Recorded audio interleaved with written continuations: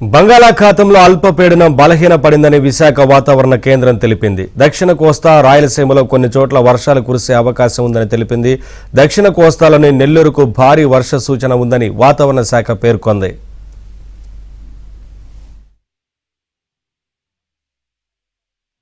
బంగాళాఖాతం మీద కొనసాగిన వెల్ ప్రెషర్ ఏరియా బలహీనపడి అల్పపీడనంగా మారింది. అందువల్ల దాని నుండి ఏర్పడిన ఉపరితల ఆవర్తనము 1.5 కిలోమీటర్ల ఎత్తు వరకు ఆవరించి ఉంది.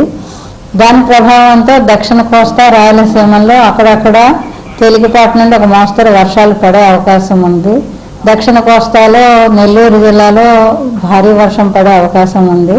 ఉత్తర కోస్తాకి 1-2 చోట్ల వర్షాలు పడే తేలికపాటి నుండి ఒక మోస్తరు జల్లులు పడే అవకాశం ఉంది.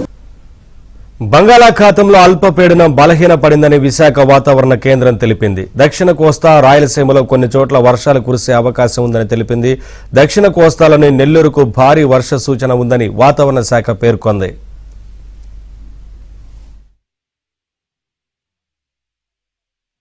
బంగాళాఖాతం మీద కొనసాగిన వెల్ ప్రెషర్ ఏరియా బలహీనపడి అల్పపీడనంగా మారింది. అందువల్ల దాని నుండి ఏర్పడిన ఉపరితల ఆవర్తనము 1.5 కిలోమీటర్ల ఎత్తు వరకు ఆవరించి ఉంది. దాని ప్రభావంతో దక్షిణ కోస్తా రాయలసీమల్లో అక్కడక్కడ తేలికపాటి నుండి ఒక మోస్తరు వర్షాలు పడే అవకాశం ఉంది.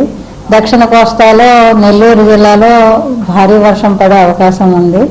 ఉత్తర కోస్తాకి 1-2 చోట్ల వర్షాలు పడే తేలికపాటి నుండి ఒక మోస్తరు జల్లులు పడే అవకాశం ఉంది.